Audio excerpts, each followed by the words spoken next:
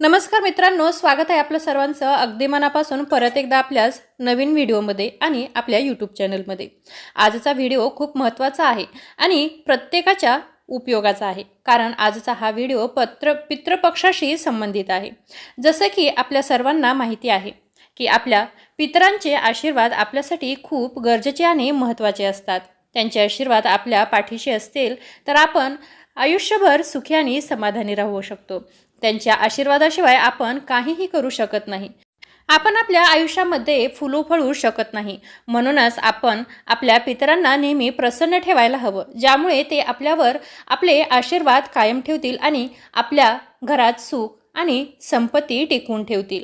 पितरांना खुश करण्यासाठी सर्वात चांगली संधी असते ती म्हणजे पितृपक्षाचा महिना. या महिन्यात तुम्ही आपल्या पूर्वजांसाठी तर्पण करून, ब्राह्मणांना भोजन घालून आणि दान देऊन पितरांचे आशीर्वाद मिळवू शकता.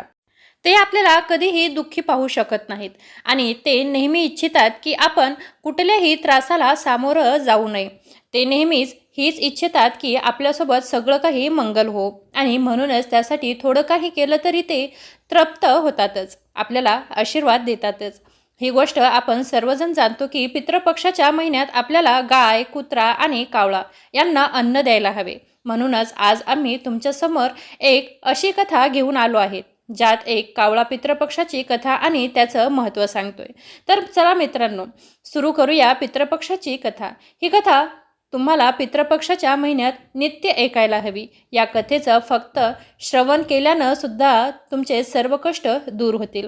पितृपक्ष हा 16 दिवसाचा असतात, त्यात जास्त किंवा कमी नसतात. तर याबद्दल जी सर्वात प्रचलित कथा आहे ती महाभारतात काळाशी संबंधित आहे. महाभारतात काय घडले, महाभारताशी का संबंधित आहे, हे आज आपण जाणून घेणार आहोत. या सर्व कथांचा निष्कर्ष या गोष्टीवर येतो की जीवनात दान करण्याचं किती महत्त्व आहे. किती मोठं ही पाप का असेना, परंतु आपल्या पापाचं प्रायश्चित करून आणि दान देऊन आणि दानात अन्नदान सर्वात मोठं दान सांगितलं आहे. जर अन्नदान आपल्या जीवनात दिलं तर कितीही मोठं पाप असलं तरी ते नष्ट होतं. आपल्या पापाचं प्रायश्चित करण्यासाठी देखील काही सकारात्मक गोष्टी सांगितल्या आहेत, त्यांना तुम्ही ध्यानपूर्वक ऐका. एक वेळची गोष्ट आहे. एक कावळा आणि कावळीन आपल्या घरट्यात राहायचे. त्यावेळी कावळीने कावळ्याला विचारलं, हे स्वामी, पापापासून मुक्त होण्यासाठी माणसाने काय करायला हवं? त्यावेळी कावळ्याने सांगितले, आता मी जे सांगणार आहे ते तू लक्षपूर्वक ऐक. महाभारतात एक असा प्रसंग येतो ज्यात दानवीर कर्ण, ज्याने आपल्या संपूर्ण आयुष्यात दान केले आहे आणि जो आपल्या दानवीरतेसाठी ओळखला जातो, त्याला सगळं काही दान केल्यानंतरही चित्रगुप्ताने मोक्ष देण्यास नकार दिला होता. त्या दानवीराला जो नेहमी आपल्या जीवनात फक्त आणि फक्त दानच देत आला आहे, जो आपल्या दानवीरासाठीच ओळखला जात होता. त्याने एवढं दान केलं असलं तरीही चित्रगुप्ताने मात्र त्याला मोक्ष देण्यास कायम नकार दिला. तेव्हा कर्णाने चित्रगुप्ताला विचारलं, मी तर माझी संपूर्ण संपत्ती दान करण्यामध्येच समर्पित केली आहे.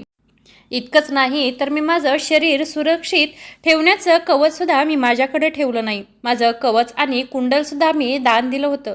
तर चित्रगुप्त, माझ्यावर हे कोणतं ऋण शिल्लक राहिलं आहे? त्यावेळी चित्रगुप्ताने त्यांना सांगितलं, हे राजन, तुम्ही ऋषी ऋण आणि देव ऋण तर चुकवलं आहे, पण तुमचं पितृऋण शिल्लक राहिलं आहे. आम्ही तुम्हाला ही माहिती देतो की तुमच्या जीवनात तुम्हाला ही 3 ऋणं चुकवावी हे आवश्यकच आहेत आणि ही तुम्हाला चुकवावीच लागतील. ऋषी ऋण, देवऋण आणि पितृऋण यापैकी जर एकही ऋण शिल्लक राहिलं तर त्या व्यक्तीला मोक्ष मिळू शकत नाही आणि ही 3ही ऋणं माणसाने त्याच्या जीवनकाळात चुकवणं खूपच आवश्यक आहे. तेव्हा चित्रगुप्ताने कर्णाला सांगितलं, हे राजन, तुम्ही हे 2 ऋणं तर चुकवली आहेत, पण तुमच्यावर पितृऋण अजून शिल्लक आहे. तुम्ही तुमच्या संपूर्ण जीवनात संपत्ती आणि सोनं याचं दान केलं, पण कधीही अन्नदान केलं नाही. तुम्ही जोपर्यंत हे ऋण चुकवत नाही तोपर्यंत तुम्हाला मोक्ष मिळू शकत नाही. तुम्ही तुमच्या पितरांसाठी कधीच काही श्राद्ध, दान, तर्पण इत्यादी केलं नाही. तेव्हा कर्णाने चित्रगुप्तांना सांगितले की त्यांना हे माहिती नव्हतं की त्यांचे पूर्वज कोण होते, म्हणून ते कधीच त्यांना काही दान देऊ शकले नव्हते. तेव्हा चित्रगुप्तांनी त्यांना त्यांची चूक सुधारण्यासाठी संधी दिली आणि 16 दिवसासाठी त्यांना पृथ्वीवर परत पाठवलं, जिथे त्यांनी आपल्या पूर्वजांचं स्मरण करत त्यांना आहार दान केले, त्यांचं तर्पण केलं आणि ह्या 16 दिवसांच्या कालावधीत पितृपक्ष असं म्हटलं गेलं. याच कारणास्तव संपूर्ण वर्षभरात फक्त या 16 दिवसात आपल्या पूर्वजांचे पितरांचे स्मरण करत त्यांच्या नावाने पिंडदान, तर्पण, अन्नदान केलं जातं. सामान्यत अमावस्येचा दिवसही पितरांसाठी समर्पित असतो, परंतु विशेषत असं मानलं जातं की या 16 दिवसातच पितरांच्या नावाने दान, पुण्य इत्यादी केलं तर यमलोक, नरकलोक किंवा स्वर्गलोक कुठेही पितरांच्या आत्म्याला मोक्ष मिळतो. तेव्हा कावळी म्हणते, धन्यवाद स्वामी, तुम्ही तर फारच ज्ञानवर्धक कथा सांगितली आहे. आत्तापासून मी ही दान, पुण्य इत्यादी गोष्टी नक्कीच करेन. तेव्हा कावळा श्राद्ध पक्षाची आणखी एक कथा सांगतो. त्यात तो सांगतो की जोगी आणि बोगी हे 2 भाऊ होते. दोघेही वेगळे राहत होते. जोगी श्रीमंत आणि बोगी गरीब होता, पण तरीही दोघांमध्ये प्रेम मात्र खूपच होतं. जोगीच्या बायकोला धनाचा मोठा अभिमान होता, पण भोगीच्या बायकोला खूपच साधी स्वभावाची होती. तिला कुठल्याही धनाची अपेक्षा नव्हती. पितृपक्ष येताच जोगीच्या बायकोने त्याला श्राद्ध करण्यास सांगितले, तर जोगीने हे निरर्थक काम म्हणून त्याला टाळण्याचा प्रयत्न केला. पण त्याची बायको समजदार होती की जर असं केलं नाही तर लोक खूप नाव ठेवतील. त्यानंतर तिला तिच्या माहेरच्यांना जेवणासाठी बोलावून तिची शान आणि श्रीमंती दाखवण्याची ही योग्य संधी दिसत होती. तेव्हा त्याच्या बायकोने जोगीला सांगितलं, तुम्ही कदाचित माझ्या त्रासामुळे असं म्हणत आहात, पण मला असं करण्यामध्ये काहीही त्रास होणार नाही. मी काम करण्यासाठी बोगीच्या बायकोला बोलावते आणि आम्ही दोघी मिळून सगळं काही काम करूत आणि स्वयंपाक अगदी थाटामाटात करूत. मग तिने जोगीच्या घरी गेली. मग तिने जोगीला तिच्या माहेरच्यांना निमंत्रण देण्यासाठी पाठवलं. सकाळी तिने बोलावल्यानंतर बोगीची बायको सकाळी सकाळी येऊन कामाला लागली. तिने स्वयंपाकघर सांभाळलं, विविध पक्वान तयार केले आणि मग सगळं काम उरकून तिच्या घरी परतली. शेवटी तिलाही तिच्या पितरांचं श्राद्ध आणि तर्पण करायचं होतं. यावेळी ना जोगीच्या बायकोने तिला थांबवलं नाही, तिला थांब म्हटली आणि ती सुद्धा थांबली नाही. लवकरच दुपार झाली. पितर पृथ्वीवर उतरले. जोगी आणि बोगीचे पितर आधी जोगीच्या घरी गेले, तर त्यांनी तिथं काय वेगळंच पाहिलं. तर काय पाहिलं तिथे की तिथे आधीच तिच्या सासरचे लोक जेवण करत होते. निराश होऊन मग ते बोगीच्या घरी गेले. तिथे जाऊन पाहतात तर काय होतं, तिथे पितरांच्या नावाने फक्त अंजिरी दिली गेलेली होती. पितरांनी ती अंजिरीची राख चाटली आणि उपाशीच नदीच्या काठी निघून गेले. कारण बोगीच्या घरी धनाचा खूप अभाव होता. ते गरीब होते, त्यामुळे तो भरपूर पक्वान तयार करू शकला नाही. थोड्याच वेळात सगळे पितर एकत्र आले आणि आपापल्या वंशजाचं कौतुक करू लागले. जोगी आणि बोगीच्या पितरांनी आपली कहाणी सांगितली. मग ते विचार करू लागले की जर बोगी श्रीमंत असता तर कदाचित त्यांना उपाशी जावं लागलं नसतं. बोगीच्या घरी तर 2 वेळचं अन्नही नाही. हे विचार करून त्यांना बोगीवर दया आली आणि थोड्याच वेळात ते नाचू गाऊ म्हणू लागले, बोगीच्या घरी धन हो, बोगीच्या घरी धन हो, बोगीच्या घरी धन हो, सुख समृद्धी तिच्या घरी नांदो. मग संध्याकाळ झाली आणि बोगीची मुलं आईला म्हणाली, आई, आम्हाला भूक लागली आहे. त्यांनी सकाळपासून काहीही खाल्लं नव्हतं. तेव्हा त्यांची आई त्यांना टाळत म्हणू लागली, जा मुलांनो, बाहेर अंगणात हंडी ठेवली आहे. त्या हंडीत काय असेल ते तुम्ही पहा. अंगणात हंडी उलटी ठेवलेली आहे, तिला उघडा आणि जे काही मिळेल ते 2 जण तुम्ही वाटून खा, भांडणं करू नका. मुले तिथे जातात आणि काय पाहतात की हंडी तर सोन्याने भरलेली आहे. ही गोष्ट जाऊन मुलांनी आईला सांगितली. बोगीची बायको अंगणात येऊन पाहते तर तिची आश्चर्यचकित झालेली नजर फिरफावली. अशा प्रकारे पितरांच्या कृपेने बोगीसुद्धा आता श्रीमंत झाला होता. पण धन मिळूनही तो गर्विष्ठ झाला नाही आणि पुढच्या वर्षी जेव्हा पितृपक्ष आला तेव्हा बोगीच्या बायकोने 59 प्रकारचे भोजन बनवले, पक्वान तयार केले, दान दक्षिणा दिली, दीर जाऊबायांना सोन्याच्या ताटात जेवण दिलं. पितर खूप खुश झाले आणि आशीर्वाद दिला. बोगी आता आयुष्यभर चांगला जगू लागला होता. त्याला कुठल्याही गोष्टीची कमतरता भासू लागली नव्हती. तिसरी गोष्ट आता आपण पाहूया. कावळा कावळणीला तिसरी गोष्ट सांगतो. तो म्हणतो, आता एक रामायणात वर्णन केलेल्या माता सीतेने केलेल्या पिंडदानाची कथा आहे. लक्ष देऊन ऐक. कावळीने लक्ष देऊन कावळ्याच्या समोर बसली. रामायणात माता सीतेने राजा दशरथाला पिंडदान दिल्यामुळे त्यांना मोक्ष प्राप्त झाला असा संदर्भ तुम्ही ऐकला असेलच. वनवासाच्या काळात राजा दशरथाच्या मृत्यूनंतर माता सीता, श्रीराम आणि लक्ष्मण पितृपक्षाच्या वेळी श्राद्ध करण्यासाठी गायधामाला पोहोचले. श्राद्ध करण्यासाठी आवश्यक सामग्री जमवण्यासाठी राम आणि लक्ष्मण नगरात गेले होते. तिथे दुपार झाली आणि पिंडदान करण्याचा मुहूर्त निघून जात होता आणि माता सीता अस्वस्थ होऊ लागली. तेव्हाच दशरथाच्या आत्म्याने येऊन सीतेकडून पिंडदानाची मागणी केली. गयाधामाजवळील पलक नदीच्या किनारी एकटी सीता मोठ्या संभ्रमात पडली. तिने पलक नदी, वटवृक्ष, केतकीचं फूल आणि गायीला साक्षी मानून आणि वाळूचा पिंड बनवून स्वर्गीय राजा दशरथांच्या निमित्ताने पिंडदान केले. थोड्याच वेळात राम आणि लक्ष्मण परतले. तेव्हा सीता म्हणाली, मुहूर्त निघून गेल्यामुळे मी स्वतःच पिताजींचं पिंडदान केलं आहे.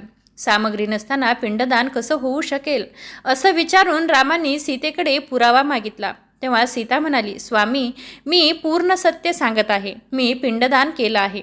जर तुम्हाला विश्वास नसेल तर तुम्ही पलक नदी, वाळू, केतकीची फुलं आणि वटवृक्ष यांना विचारू शकता.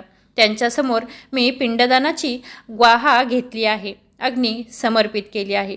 पण पलक नदी, केतकीचं फूल आणि गाय यांनी या गोष्टीचा इन्कार केला. फक्त वटवृक्षानेच सत्य सांगितले. तेव्हा सीतेने दशरथांना ध्यान करून त्यांच्याकडून ग्वाही मागितली. दशरथांनी सीतेची प्रार्थना स्वीकारली आणि घोषणा केली, अहम वेळेवर सीतेनंच माझं श्रद्धदान केलं आहे. तेव्हा राम संतुष्ट झाले. राम, सीता आणि लक्ष्मण तिघेही संतुष्ट झाले. पण 3 साक्षीदारांनी खोटी ग्वाही दिल्यामुळे सीतेने त्यांना शाप दिला की पलक नदी, तू फल नावालाच नदी राहशील, तुझ्यात पाणी राहणार नाही.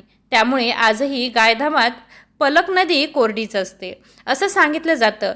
गायीला शाप मिळाला की तू पूजनीय असूनही लोकांचं उष्ट खाशील आणि केतकीच्या फुलाला शाप मिळाला की खोटी ग्वाही दिल्यामुळे तुला पूजेमध्ये कधीही कोणीही वापरले जाणार नाही. वटवृक्षाला मात्र सीतेचा आशीर्वाद मिळाला की त्याचं आयुष्य दीर्घकाळ राहील आणि तो लोकांना सावली देईल आणि पवित्रता स्त्री तिच्या पतीच्या दीर्घायुष्यासाठी पतिवती स्त्रिया तुझी पूजा करतील. यामुळेच आज गौमातेला उष्ट खायला लागलं. केतकीच्या फुलांना पूजेत स्थान नसतं आणि पलक नदीच्या तीरावर सीताकुंडात आजही पाण्याऐवजी फक्त वाळू दिसून येते आणि त्याच वाळूमध्ये पिंडदान केलं जातं. यानंतर कावळा कावळिणीला चौथी गोष्ट सांगतो. तो सांगतो की एकदा 2 भाऊ आणि बहीण होते. दोघांचंही लग्न झालं होतं आणि दोघांनी 2 मुलं होते. बहीण विधवा झाली होती आणि तिच्या भावाच्या घरी राहत होती. यामुळे तिची वहिनी खूप रागात असायची. अशाच वेळी पितृपक्ष आला तर भाऊ म्हणाला की मी पितरांच्या पिंडदान आणि तर्पणासाठी गंगाजीकडे चाललो आहे. असं म्हणून तो गंगाजीकडे निघून गेला. भावांच्या जाण्यानंतर वहिनीने शेतात बहीण आणि तिच्या मुलांसाठी झोपडी बांधून दिली. बहीण तिच्या मुलांसोबत झोपडीत राहू लागली. ती सकाळ संध्याकाळ भावाच्या घरी काम करायची आणि बदल्यात वहिनी तिला उरलेलं सुरलेलं सगळं काही खरकटं अन्न द्यायची. जेव्हा ती वहिनीच्या घरून यायची तेव्हा ती चाळलेल्या पिठाचा कपडा घेऊन यायची. घरी गेल्यावर त्या कपड्याला पाण्यात भिजवून ती मुलांना खीर बनवून खाऊ घालायची. एकदा वहिनीने तिला कपडा नेताना पाहिलं तेव्हा ती म्हणाली, अगं बाई, कपडा कुठं घेऊन जात आहेस तू? चाळलेल्या पिठाचा कपडा इथं ठेवून जा. तिने असंच केलं. त्या दिवशी वहिनीने तिला उरलेलं अन्नही दिलं नाही आणि म्हणाली, उद्या तुझ्या आईचं श्राद्ध आहे, पण न बोलवता येऊ नकोस. आणि हो, अंगणात असलेलं पिंपळाचं झाड हललं तरच घरी ये. हे ऐकून बहीण खूप दुःखी झाली आणि रडत रडत झोपडीत परतली. घरी गेल्यावर मुलं म्हणाली, आई भूक लागली आहे, काही तरी खायला दे. ते म्हणाली, बाळांनो, आज आपण उपवास करणार आहोत, आज उपाशी झोपा तुम्ही. दुसऱ्या दिवशी मुलं म्हणाली, आई, मामीने सांगितलं होतं की आज नानीचं श्राद्ध आहे, तर तिथे जाऊया का आपण जेवायला? तर आई म्हणाली, बाळांनो, मामीने सांगितलं होतं की जर अंगणातलं पिंपळाचं झाड हललं तरच ये. बाळांनो, तुम्हीच सांगा, झाडं हलतात का? फक्त पानं हलतात, फांद्या हलतात, पण झाड कधीही हलत नाही. तिने मुलांना समजावलं की बाळांनो, न बोलवता कुठेही जायचं नाही. संध्याकाळ झाली तेव्हा तिने पुतणे आले आणि म्हणाले, आत्या, आईने अन्न पाठवलं आहे. ती हातात घेते आणि ती पाहते तर अन्न म्हणून फक्त 2 पोळ्या आणि भात ठेवले होते. हे पाहून तिला खूप राग आला आणि तिने मुलांना सांगितलं, हे झोपडीच्या छप्परात फेकून द्या. आणि उपाशीच मुलांना घेऊन ती झोपी गेली. तिने अन्न काही खाल्लं नाही. पूर्ण रात्र ती गंगा मातेला म्हणत होती, हे आई, माझ्या भावाचं रक्षण कर, तो आमचं रक्षण करेल. माझा भाऊ माझा पाठीराखा आहे. दुसऱ्या दिवशी वहिनी आली आणि म्हणाली, बाईजी, उद्या तुमच्या वडिलांचं श्राद्ध आहे ना? न बोलवता ये, पण अंगणातलं पिंपळाचं झाड हललं तरच ये. दुसऱ्या दिवशी ती वहिनींच्या घरी गेली नाही. संध्याकाळी तिची पुतणे परत आली आणि त्यांनी 2 कोरड्या पोळ्या भातासह आणून दिल्या. तिने पुन्हा त्या 2 कोरड्या पोळ्या आणि भात झोपडीच्या वर फेकून दिल्या आणि उपाशीच मुलांना घेऊन झोपी गेली. ती पूर्ण रात्र रडत होती आणि गंगा मातेची प्रार्थना करत होती. असेच करत करत पितृपक्षाचे 16 दिवस निघून गेले आणि तिचा भाऊ परत आला. त्याने पाहिलं की घराच्या अंगणात फक्त चिखलच चिखल आहे. तो बायकोला विचारू लागला, हा कसला एवढा चिखल आहे? माझी बहीण आणि माझे भाचे कुठे गेले आहेत? ते का दिसत नाहीत घरात? तेव्हा त्याची बायको म्हणाली, श्राद्धाच्या 16व्या दिवसापर्यंत मी तुझ्या बहिणी आणि भाच्यांचे पाय कच्च्या दुधाने धुतले आहेत, म्हणून इथे चिखल झाला आहे. तुझ्या मागे मी त्यांची खूप सेवा केली आहे, खूप खीर पुरी खाऊ घातली आहे, तरीही ते माझ्यावर नाराज होऊन शेतात झोपडी बांधून तिकडे राहायला निघून गेले आहेत. भाऊ शेतात पोहोचला आणि पोहोचतो तर तिथे झोपडीच नव्हती, तर एक आलिशान महाल बांधलेला होता. त्याच्या अंगणात त्याचे भाचे खेळत होते. मग त्याने त्याच्या बहिणीला जाऊन विचारलं, ताई, हे सगळं काय आहे? तेव्हा तिने भावाला सांगितली गोष्ट. ती म्हणाली, दादा, तुझ्या अंगणात जो चिखल आहे तो कच्च्या दुधाचा नाही, तर वहिनीच्या वागणुकीमुळे आहे. मी जे रात्रंदिवस रडत होते त्या अश्रूंचा चिखल आहे. आई वडिलांच्या श्राद्धाच्या दिवशी वहिनीने म्हटलं की पिंपळाचे झाड हललं तरच ये, न बोलवता येऊ नको. पिंपळाचे झाड हलतं का? पिंपळाचं झाड हललं नाही, म्हणूनच आम्हीही गेलो नाही. आणि संध्याकाळी तिने 2 पोळ्या आणि भात पाठवला. रागाच्या भरात मी त्या पोळ्या झोपडीच्या छप्परावर फेकल्या आणि आई वडिलांच्या आशीर्वादाने आणि तुझी साथ असल्याने त्या कोरड्या पोळ्या सोन्याच्या झाल्या आणि भात हे मोत्याचे बनले. त्यामुळेच हे सगळं झालं आहे. भावाने बहिणीकडून त्यांच्या बायकोच्या चुकीची माफी मागितली आणि घरी येण्यास सांगितलं. तेव्हा बहीण म्हणाली, दादा, गंगामाईने तुझं रक्षण केले आहे आणि आता तू आमचं रक्षण करशील, म्हणून आता आम्ही इथंच राहू. हे ऐकून तिचा भाऊ म्हणाला, माझ्या पितरांनी जसं माझ्या बहिणीचं आणि भाच्यांचं दुःख दूर केलं, त्यांना या दुःखातून बाहेर काढलं, तसंच सगळ्यांचं दुःख दूर करा, सगळ्यांचं रक्षण करा, अशी हात जोडून विनवणी करू लागला. अशा प्रकारे कावळ्याने कावळिणीला 4 गोष्टी सांगितल्या. मग कावळा म्हणतो की भाद्रपद महिन्याच्या पौर्णिमेपासून ते आश्विन महिन्याच्या कृष्ण पक्षाच्या अमावस्येच्या 16 दिवसात पितृपक्ष आणि श्राद्धपक्ष म्हणतात. पितृपक्ष म्हणजे पालन किंवा रक्षण करणारे, आणि या काळात पितर यमलोकातून येतात, आपल्या कुटुंबाच्या घरी वास करतात. 16 दिवसात त्यांना जे काही भाग मिळतं ते घेऊन ते ब्रह्मांडी ऊर्जेसह परत जातात. अशा प्रकारे जेव्हा कुटुंबातील लोक आपले प्राण सोडून जातात तेव्हा ते जरी कोणत्याही लोकात नसले तरी ते पितृपक्षात पृथ्वीवर नक्कीच येतात. त्यांची तृप्ती होण्यासाठी जो श्रद्धेने तर्पण इत्यादी करतो त्यांच्याकडे पितर सूक्ष्म रूपाने येऊन ते ग्रहण करतात. त्यांच्या तिथीच्या दिवशी पितर सकाळी सूर्याच्या किरणावर स्वार होऊन ते आपापल्या घरी येतात. ते आपल्या मुलगा, नातू किंवा वंशजाकडून अपेक्षा करतात की ते त्यांना अन्न जल प्रदान करतील, ब्राह्मणांना जेवू घालतील आणि पितरांना जल दिल्याने ते 1 वर्षासाठी तृप्त होतात. या 16 दिवसात कोणताही शुभ कार्य केलं जात नाही आणि कोणतीही वस्तू खरेदी केली जात नाही. हे सगळं कावळा कावळिणीला सांगतो आणि मग ते त्यांच्या पितरांना संतुष्ट करण्यासाठी तयारी करू लागतात. तर मित्रांनो, तुम्हीही हे सर्व नियम पाळा. पितरांना भोजन देणे, तर्पण करणं, ब्राह्मणांना भोजन घालणं हे पितृपक्षात अत्यंत आवश्यक आहे. असं केल्याने घरातील सर्व लोक निरोगी आणि समृद्ध होतात आणि आपल्या पितरांचा आशीर्वाद आपल्यावर राहतो. जर तुम्हाला आजची कथा आवडली असेल तर चॅनलला लाईक, शेअर आणि सबस्क्राईब करायला विसरू नका. धन्यवाद. परत भेटू अशाच एका महत्त्वपूर्ण आणि नवीन कथेसह. तोपर्यंत काळजी घ्या. धन्यवाद.